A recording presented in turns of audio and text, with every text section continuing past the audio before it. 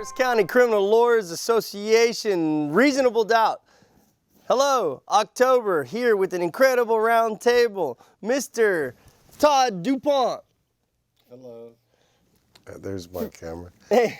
How are you all?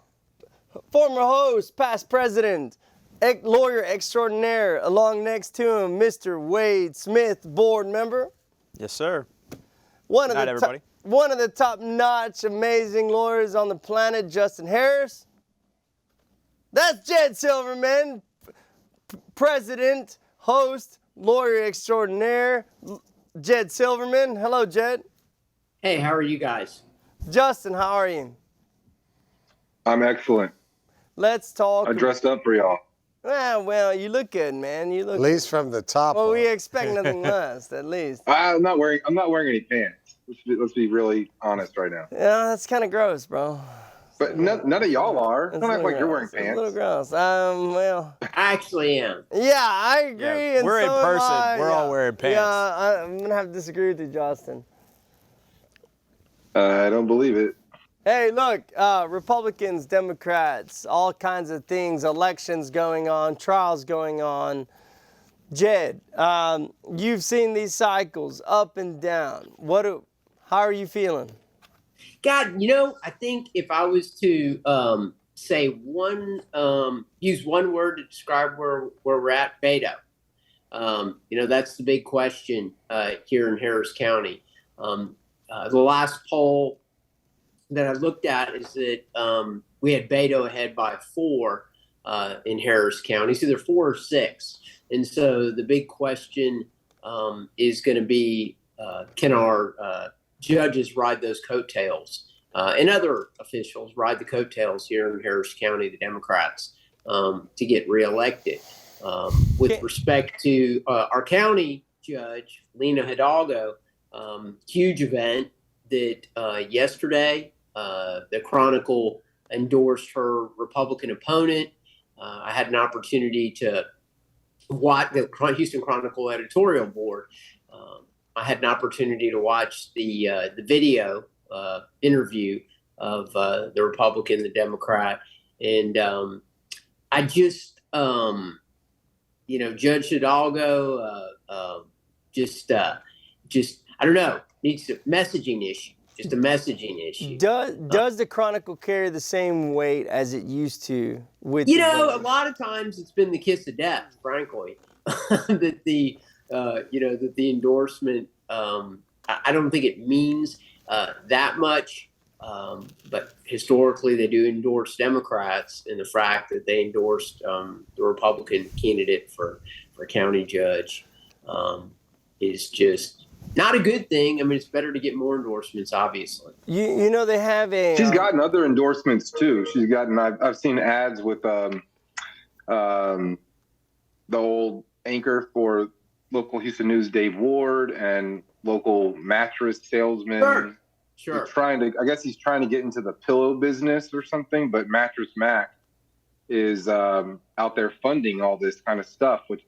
I don't understand the whole deal with people who make money off of selling furniture and sleepwear that they get involved in all these political stuff. But so what does it take to get the Chronicle editorial board to endorse you? Does it help having people like Mattress Mac and Wayne Dolcefino and Houston Crime Stoppers and Dave Ward behind you? Does anybody have any idea on that? I think it does. I mean, what else? I mean, they're huge media platforms. Of course it does. Of course you want to curry the favor of the media. Of course you want to curry Mattress Mac. Of course you want to curry, Dolcefino. I mean, it's arguable if his audience and that he influences actually makes a difference. I mean, I would say that what you're seeing is the Republicans pushing strong. This is an R versus D thing. They are selling a message that I've been a lawyer 22 years now, a criminal defense lawyer, but we've seen Republicans when they were in control of things in Harris County sell a message of tough on crime, right? Yeah. And that's kind of their deal. And so the reality is, And what happened with that? well, I don't know. They all got sued. They all got sued. They all got taken to federal court, and our taxpayer dollars paid to defend what the previous Republican judges were doing in the 15 misdemeanor courts, in courts 1 through 15, up until the Harris County voters said, we're done with that. And now what we have going on is a concerted campaign by people who have no involvement with the criminal justice system whatsoever. They don't care about it. They care about politics and about money. I don't want to speak long, but I want to speak what the ads that are going out to our society right now, the ads that Mattress Mac and all these really Republicans are doing are attempting to scare people. They're scaring people about things that the Texas Constitution allows people, and our state law allows people to get bond. Guarantees. It guarantees bond. If people commit future crime, that's not that judge's fault. That's Right. the human that did that. What the R's are doing is what the R's have done is to scare people not to vote Democrat. Well, Yeah, you right. keep saying scare people. Fear is a incredible motivator. It's one of the most visceral emotions, and that's the emotion that they're appealing to. Because with fear, if someone's fearful, they don't always act logically, right? And so a lot of the message that they're selling is based on some fallacies, which I'm sure we're going to talk about later, and things that are incorrect in the law, but they're using fear to get the general public who may not be as well versed in the laws as we are, to get them to vote a certain way. Let's talk about those politics and fear. So You know what they're doing? But hang on a second, JD. Also, the despicable thing about this, if you watch Wayne Dolcefino's videos on YouTube, and I would encourage people not to do it because it's a waste of your 6.5 minutes. But if you do, they're also doing this by exploiting victims of crime. The people who he features on these videos with his logo behind him, they have been through some of the worst tragedies that people and families can ever go through. And what he's doing is he's exploiting their grief.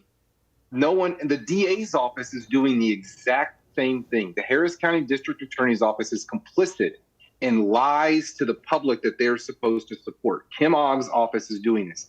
Yesterday, I saw an assistant district attorney in the hallway with a victim's family telling them, to explain to them, this judge is very defense friendly, so she's not going to give us what we think is the right thing. He's just towing the office line.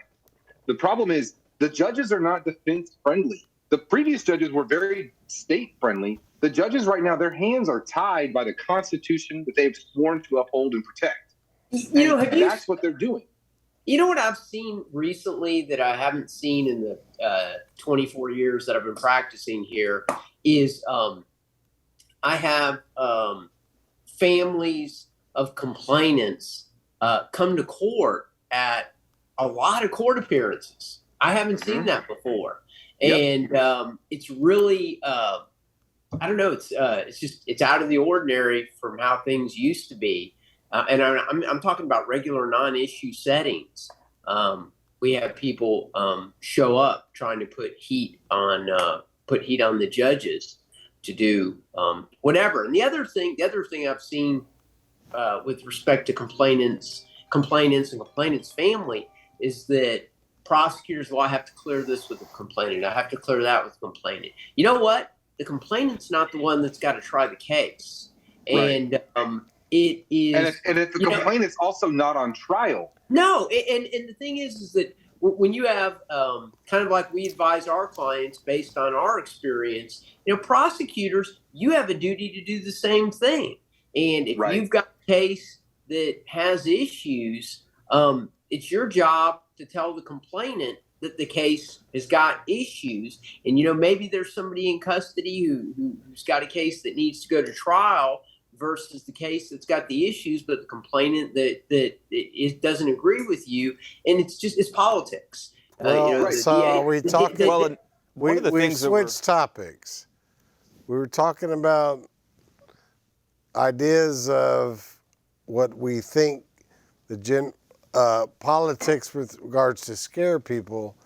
Now we're talking about ideas about what prosecutors do in terms of handling their case. Let's refocus. Okay, so we're coming But towards. This is a concerted effort.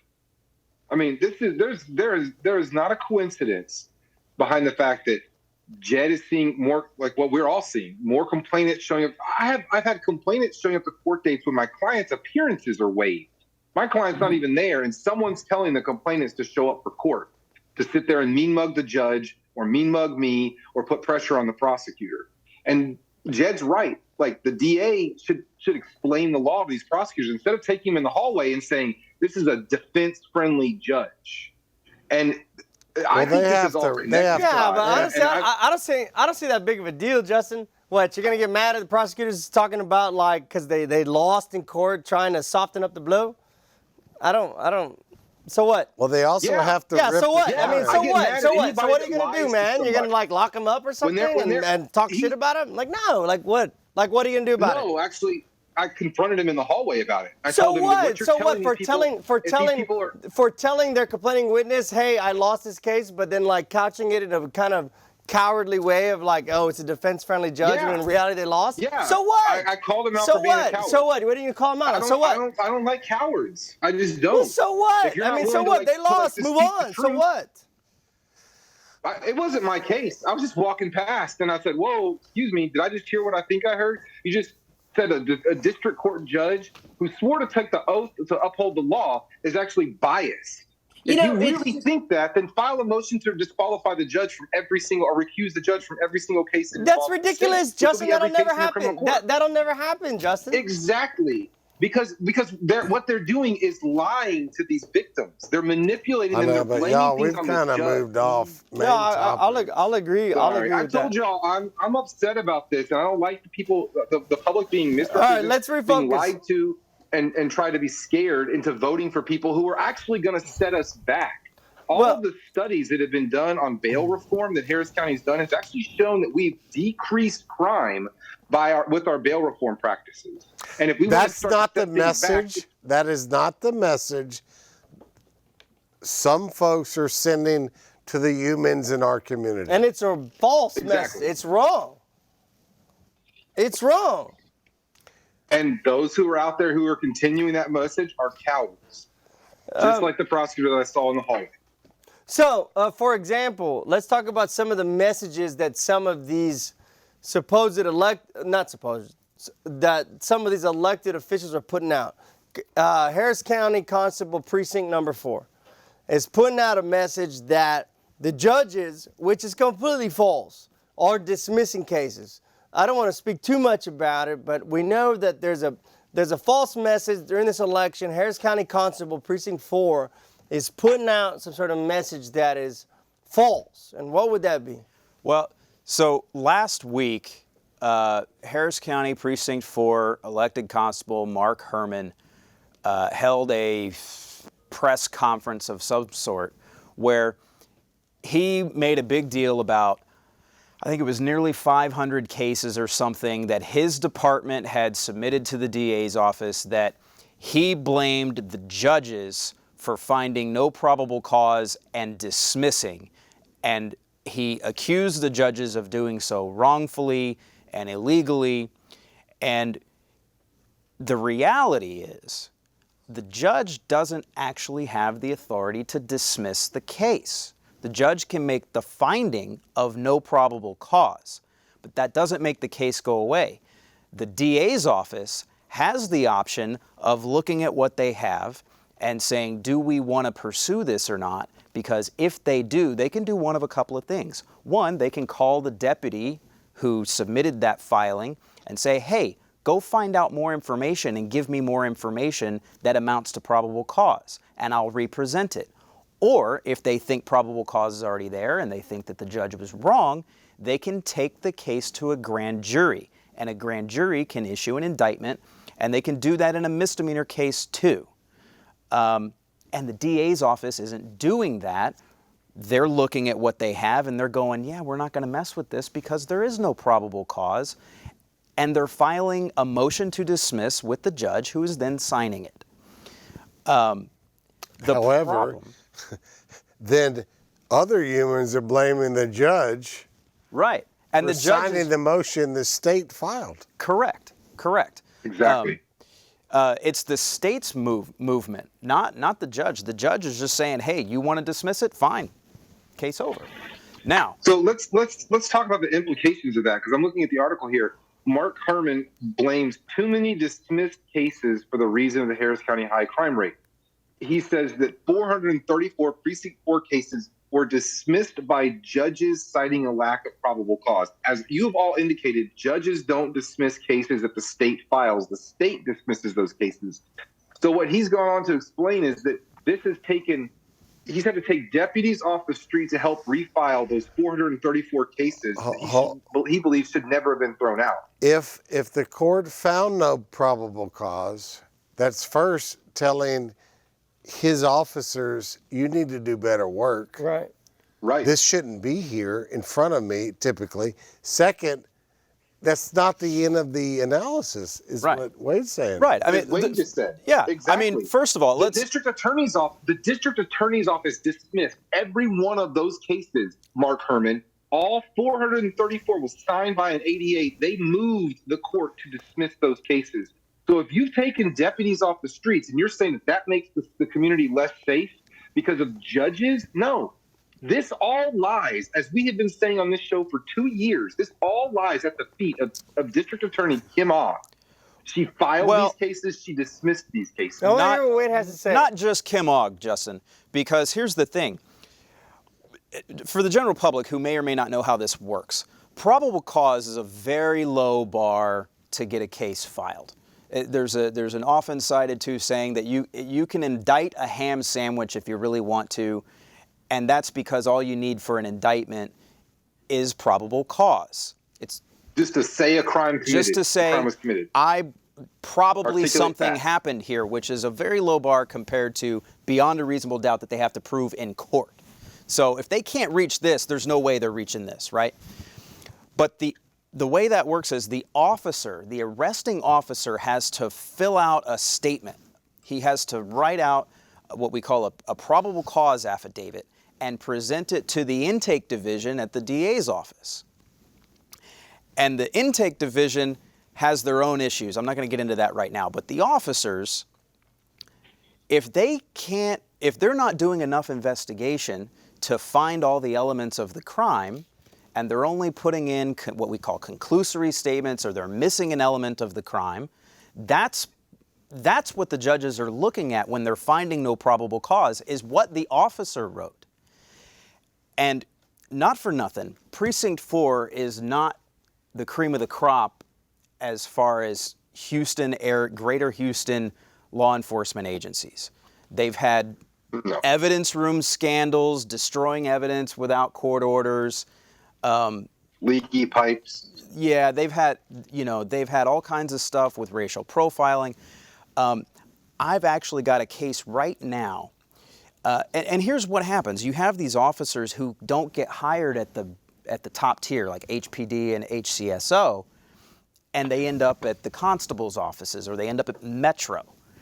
And I've got an officer that works for Precinct 4 that I'm looking into right now. This guy has worked at 16 or 17 different police agencies over the course of 25 years, but it's not just 25 years that he's been working, because there's 2 different gaps in employment, one for 3 or 4 years and one for almost 6 years. So it's really less than 25 years that he's actually been working in law enforcement, and he's been working at all these different agencies. Why? And why has he now settled in with Precinct 4? Because they'll take him. Bingo. And here's the other thing that I recently found out about. When I started looking, because I was wondering what's going on, so I sent some subpoenas out to some of his previous employers. And what I have found out is I got 2 phone calls from 2 previous employers that have nothing on his personnel stuff. And that is because there is a retention policy dictated by the government code that the Archives Commission dictates policy for. Retention policy is 5 years. So after the end of their employment with a particular agency, 5 years later, they get to purge the file.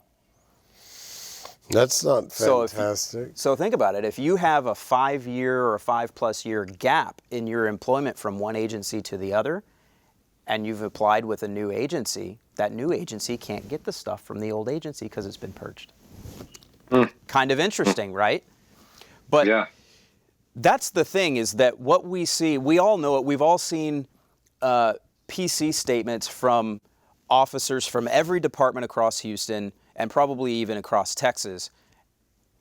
And we all know that when the officer doesn't do it right, that's what happens. So it starts with the officer doing their investigation, doing it properly, and writing out a detailed enough probable cause statement for a judge to look at and go, yeah, something probably happened here. This case can move forward. Without going into it, did you finish that case out of the 179? Was the big one? Oh, with the BD stuff, we did, yes. It was disposed of? It was disposed of, yes. Man, that was a big case. It was a big case. Big case. A lot of, it's, the argument cuts, go for it, yeah. This is the test tube case? Yes. Okay, so what Yeah. we're talking about are the Yeah. are the BD there's BD test tubes that are used to draw and store blood, and there was a recall. Yeah. Yeah, Yeah. it was one of those cases. And most of those were on, the BD blood vials, those are used in all the intoxicated related offenses.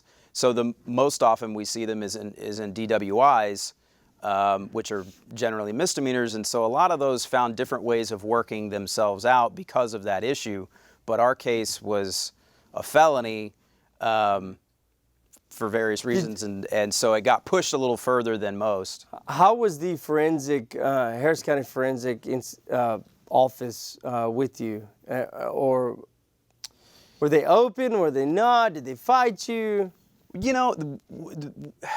had a 2-day, what we call a Dalbert hearing, or Dalbert-Kelly hearing, where we were testing the reliability of scientific evidence and whether or not it was reliable enough to come into evidence.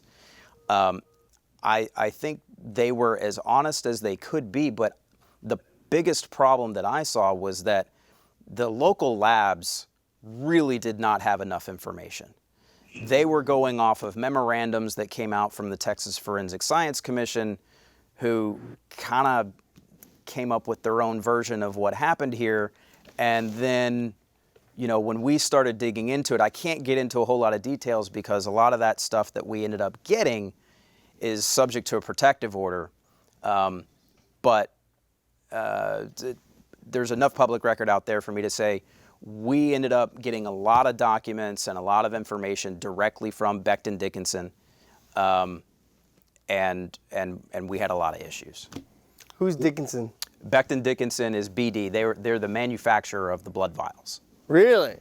I've had since I've been president, I've had an opportunity to talk to Dr. Stout, who's CEO of the lab, quite a bit. Yesterday, he had there was a Fulbright scholar who is head of the forensic lab for the police department in Mumbai, in India. And he actually came to Dr. Stout, sent him over to my office to sit through a Zoom Dalbert hearing. So it was really interesting. But Dr. Stout, I found him to be really open and approachable. And so I don't know if anybody's had the same experience with him or had an opportunity to talk to him. Through the,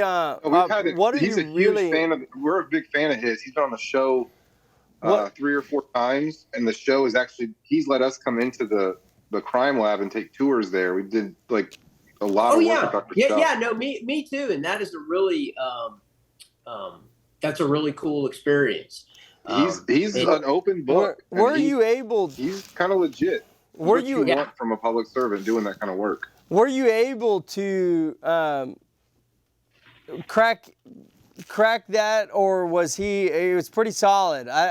And how did? Well, What were your thoughts on attacking I'll and tell you. how? Well, the you know, HCCLA was, I guess we lost our seat at the stakeholders meeting. And so I showed up to the Harris County stakeholders meeting, and everybody was really open and welcoming. Thank you, Jed. Oh no, and then I get I circulate the emails. They send them to me, and every time we get an update, they send it to me, and I forward it to the board. But Dr. Stout put on the presentation and invited me to tour the lab, and it was really everything. I mean, I went to drug testing, ethanol testing. You see the gun shoot tank? Ballistics, where they have That's so cool.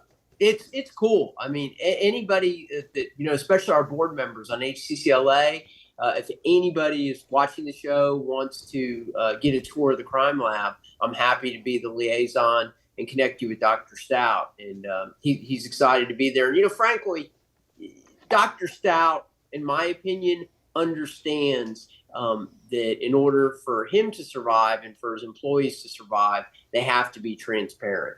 That in the world that we live in, it's not okay with the public that you hide things. It just isn't anymore, and it can result in you being charged with a crime. So I find him to be really open, approachable. I think he's one of the best parts of I don't know if I'd call him Harris County government, but as one of the leaders in the criminal justice system here in Harris County, really thoroughly impressed with him. He's certainly a man of integrity. You even shared some communication from him where he was basically, without being unprofessional, he was kind of reminding the district attorney's office, don't do your work ahead of time. Don't wait to the last minute and subpoena my staff and expect them to just drop all the work they're doing and come down to testify. The thing is,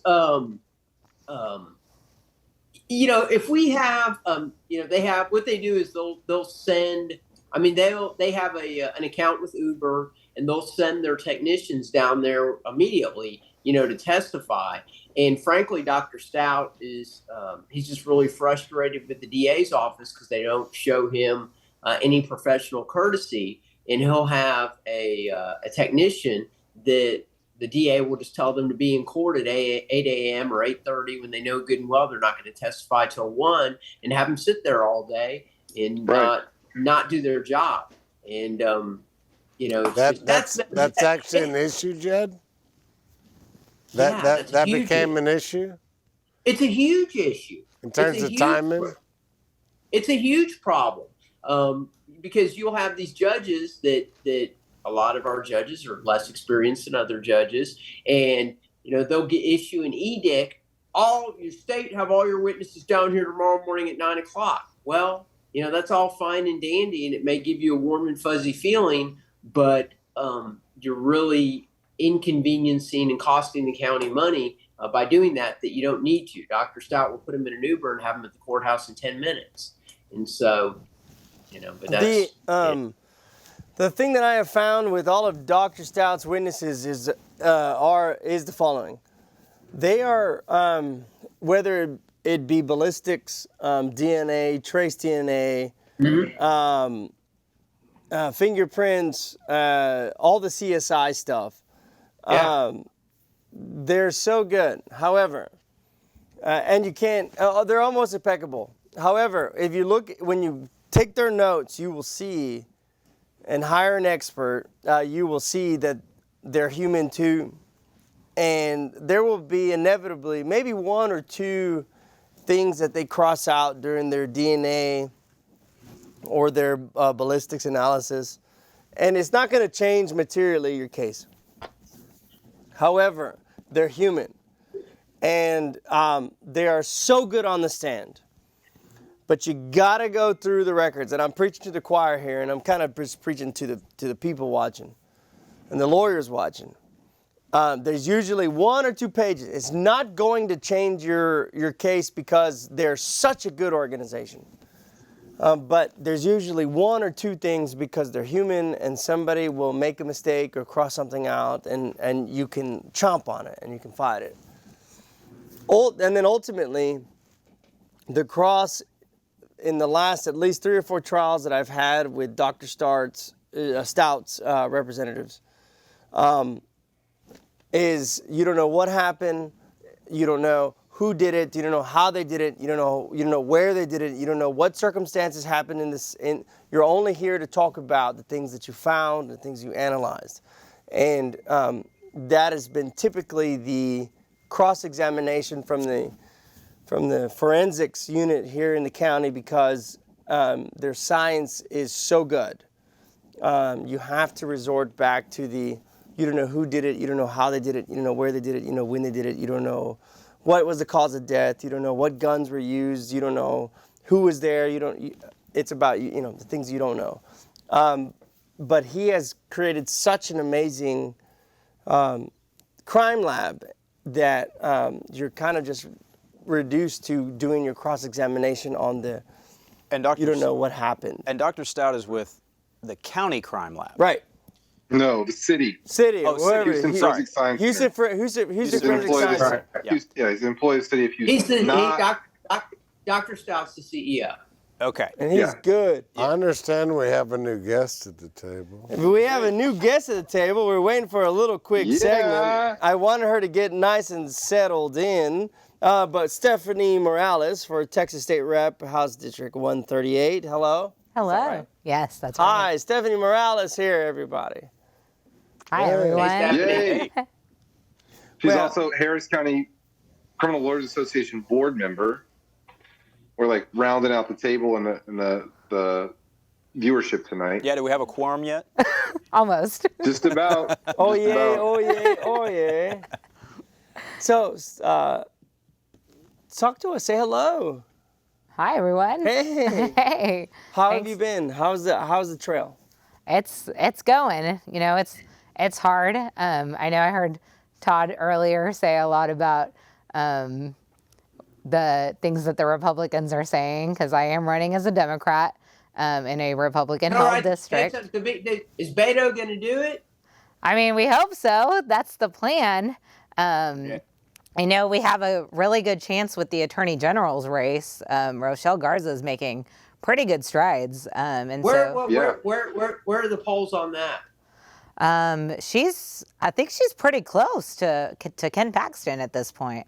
But I mean, he's been under indictment for 7 years. I was going to say, it would be really great to have an attorney general who's not under indictment. Not being accused of breaking the law. Yeah. Yeah. Not running from process servers, like in his driveway, having his wife sneak him away in the backseat of his truck. I mean, that Hey, would be nice. So, like, candidate Morales, will you be my state representative if I live in Jersey Village? It depends on where in Jersey Village. So I have like the southern half of Jersey Village. I'm in the southern part of Jersey Village. Well, you're good. Talk to us Because about. there's signs of yours in my yard, and I'm just making sure that I'm in the right spot. Talk to us about your platform. Please. So one of the reasons I decided to run, a lot of my practice is criminal defense, but I also have a really busy CPS practice where I represent kids and parents. I do a lot of court-appointed work. And we only have one other CPS attorney in the legislature, which is Jean Wu, who's been on this show before. So a few times. And so the CPS system is really broken. And so I decided that we really Jean needs some help in Austin to help fix it. And so that's kind of why I decided to run. And our education system also needs a lot of help. My mom's a 25-year teacher. She really wants to retire. And so we really need to help fix that teacher retirement system. And so knowing everything that I know, and I have a unique background in being my undergraduate degrees in biology, and then I have a JD, and I have an LLM in international law. So I'm kind of have a good... Kind of overqualified to be a state representative? Yeah, I'm actually qualified, believe it or not. No, he said overqualified. Oh, well, He said overqualified. Qualified. We'll just go with qualified. yeah, I'm actually qualified to be a state rep. We like overqualified. I mean, overqualified is nice, right? We But deserve overqualified, but we'll just Absolutely. settle for like, can you do the job? Can you not be indicted and do the job? It's a low bar. yeah, No, but if you think about it that's just a all we're minute, asking. Paxton's been under indictment 7 years now? 7 years. I haven't stopped to Too think about bad for this. him that No, it but wasn't in what front of one judge of these allows a Democrat case on the judges. docket 7 years? What I want to Well, know. that's the thing is, it's been punted from court to court to court, so it may be old on some people's dockets, but it's fresher on other. No, but people's on the real, between all of us girls right now, Mhm. a case 7 years old on the docket? Yeah. Well, No- now, no I way. guess it's a- No way. I guess We have one. 7 years old. Yeah. I just finished one though. But it's in a very small county, mixed docket, of criminal and civil, so it's just taken a long time. No, 7 think years. But ours is No, pref set. It's pref set in. I'm just Next- saying. Wait a second. Does Looney, Smith, and Conrad represent Ken Paxton? No. Oh, okay. No, as Okay. far as I Just know, making his sure isn't that on a that's what trial you're docket, telling. is it? No, but Cogdell. No, of course not. Cogdell represents. The point Right, is, right. on the real, Yeah. it's very hard to find a case 7 years old without a disposition. Yeah, but I there's- think Todd and I got one that's like 5 on a little bit Is of it- north. Like we got like 5-year-old case. I think isn't Paxton up at the CCA now on the? They've litigated pretrial issues. They have. Mm-hmm. But Isn't 7 years old? Isn't it up there right now on the attorney fee issue? Oh, That's the last I heard. I was gonna ask Yeah. the panel if something new's happened since then. Yeah, I believe that I think was a it's- long time ago. Yeah, it's Brian that- Weiss took it. that's- Brian Weiss and Kent took it up there on the attorney fee issue, and then I think that's where it's at now. And that's the attorney fees for the appointed prosecutors, right? correct. Yeah. They got their bills slashed. Well, Yeah. I don't know. I mean, what do you want me to like Dirty. alter my voucher? No. If you want to pay me less, A, screw you, that's completely wrong. But B, I'm not going to change my voucher to like delete hours or to change things. I think the issue was the what would the hourly rate be? I think that's That the was the issue, Jed. 100%. Yeah. But Yeah. who's going to take that case? Right? So judges were looking for what lawyers would take that case. But Those Somebody- lawyers some- said these would somebody be with- our fees. somebody with their heart in the right place. look, I'll take a case for 7 years. Yeah, but I want 500 an hour. Well, the new rate's $225. The new rate's $220. Did you hear about it? I don't know if it's secret or not, but it's $225 on capitals, $175 first degrees.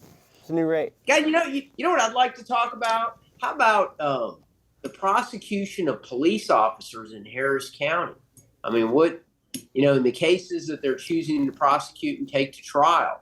This week in the 183rd District Court, there was a case that Scott Courtney and Greg Cagle were representing a Baytown police officer that had shot and killed a lady that had pulled out his taser and shot the police officer while he was arresting her, shot the police officer with the taser, and then he shot her. And that was a not guilty verdict. And then the case Well, Jed, before you gotta stop right there. yeah. This case is lighting Houston on fire right now. Okay. Like NAACP is extremely upset about this verdict. They have called upon Kim Ogg to. There's nothing Kim Ogg can do about it, quite No, it's- frankly. I mean, after not guilty, it's done. Are these the same? Is this the same law firm that represented the cop who strangled the guy at Denny's? Yeah. It well, wasn't. it isn't. He no, was the husband of the cop.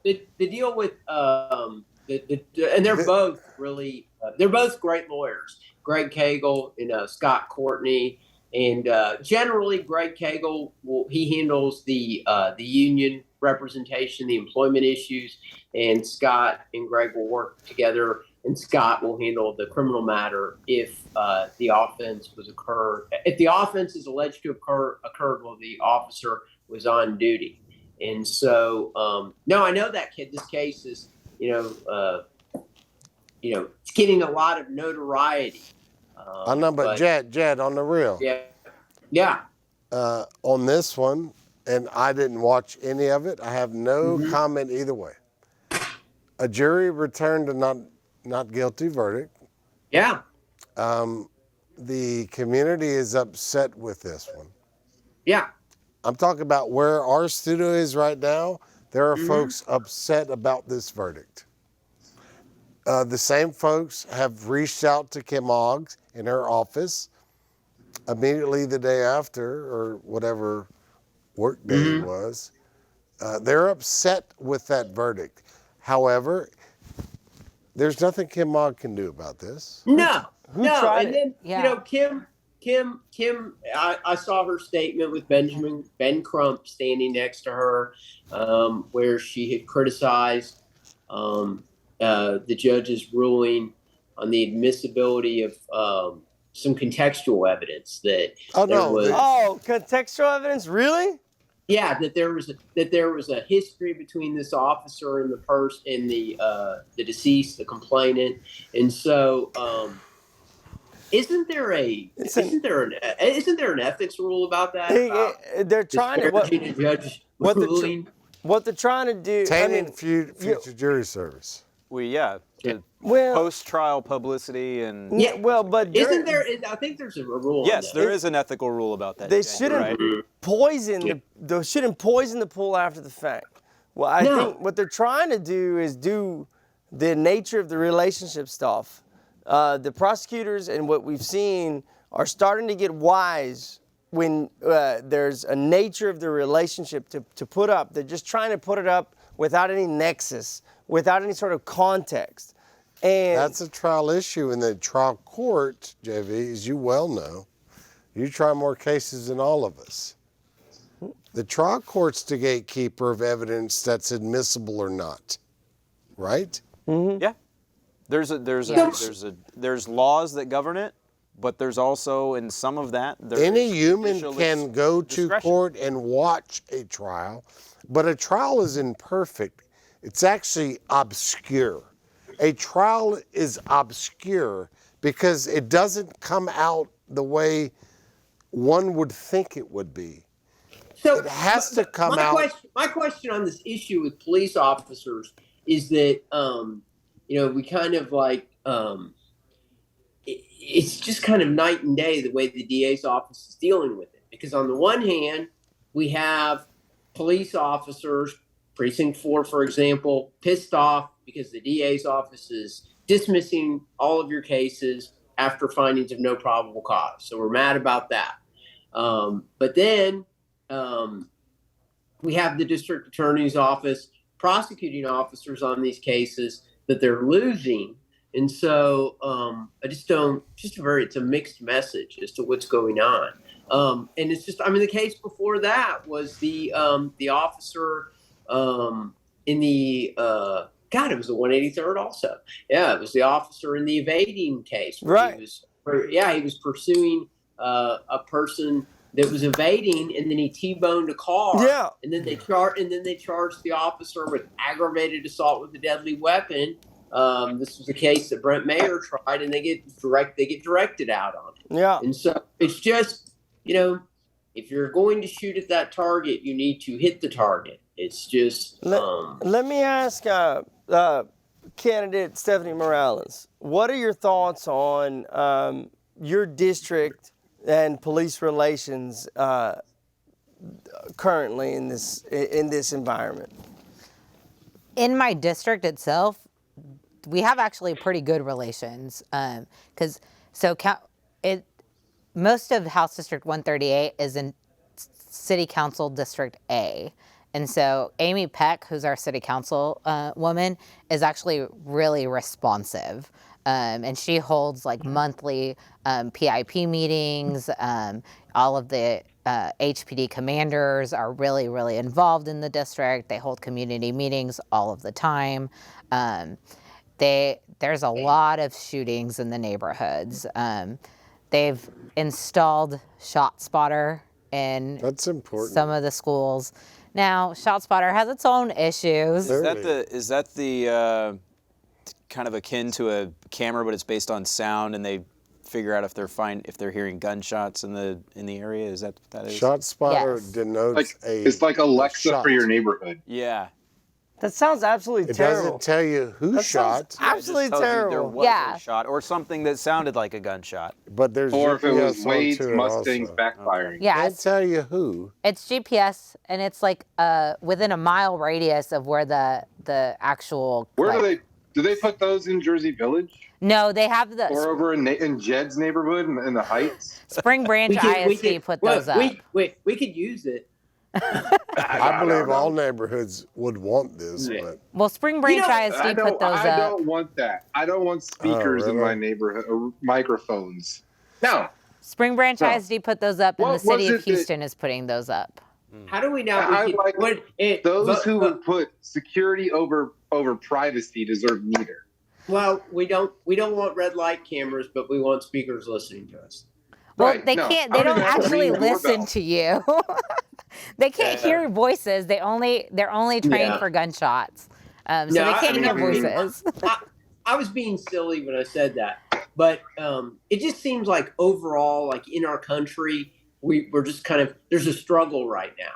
There's a struggle for people to feel safe, but at the same time, all the things that all of us have known as criminal defense lawyers for the entirety of our career, that the police officers have lied about things, that they've made up probable cause, that really body cams kind of have changed a lot, because the stuff Right. that all of us knew was taking place, now the public has seen it. And it's my opinion that initially everybody, freaks out about it. It's really upsetting to them. You see these things on live TV every night, and then you want to respond to it. And so you put people in office that are, concerned about our rights, concerned about our right to be left alone. The pendulum swings back the other way, and people are concerned about their safety. Are too many people getting let out of jail? Are the punishments not severe enough? And so I feel like we're just in a struggle in the country right now, and we're just, we're trying to find our middle ground. Let's, I have a question for Stephanie, because we've talked about it earlier in the show with bail reform and things like that. Is that a conversation that's going on in the campaign trail for you as a state rep, at least in your district? Yeah, I mean, we talk about it a lot because the judges can't talk about it. The judicial canons don't allow judges to talk about anything that happens in the courthouse. And I think most of the public doesn't understand that. unless they choose to, some have, but So, yeah. generally, yeah. But generally they can't. And so, we get asked about it a lot because it's most, there's billboards everywhere that say, if you don't want crime, vote Republican, which is like not necessarily true, It's a lie. That is Yeah. a lie. It's I mean- absolutely a lie. It is. None of Backfire- what like it's like- Alexandra Mueller is it like can be saying proven. can be done. The Right. the laws that the judges are abiding by are passed by the Republican legislature, folks.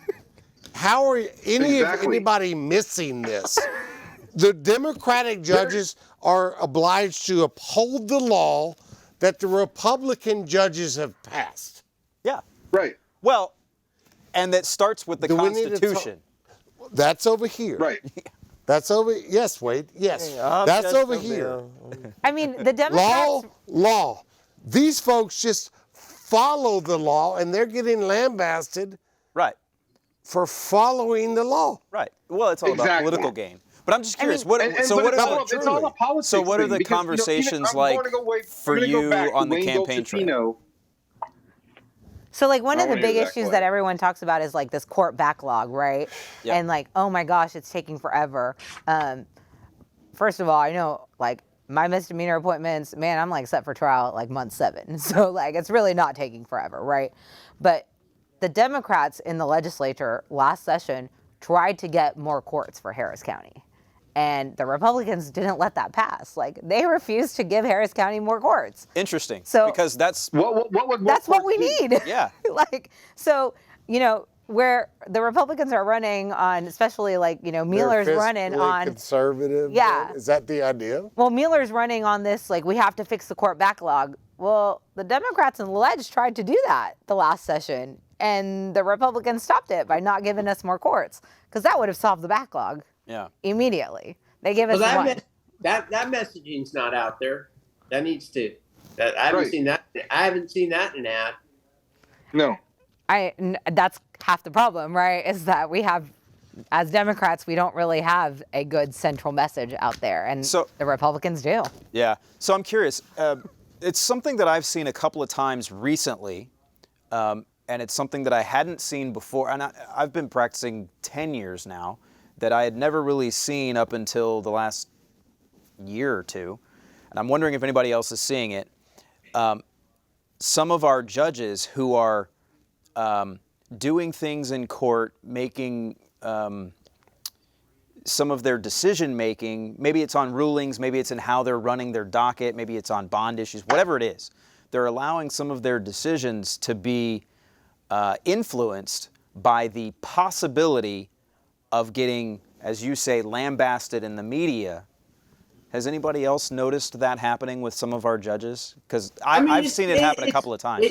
I find that I deal with judges that are apologizing to the state for finding no probable cause, having to sit there and explain to the prosecutor who just graduated from law school why they're going to, why there's no probable cause. And, you know, frankly, it's like, you know, Todd remembers when Judge Poe was on the bench and Judge Poe didn't explain anything to you.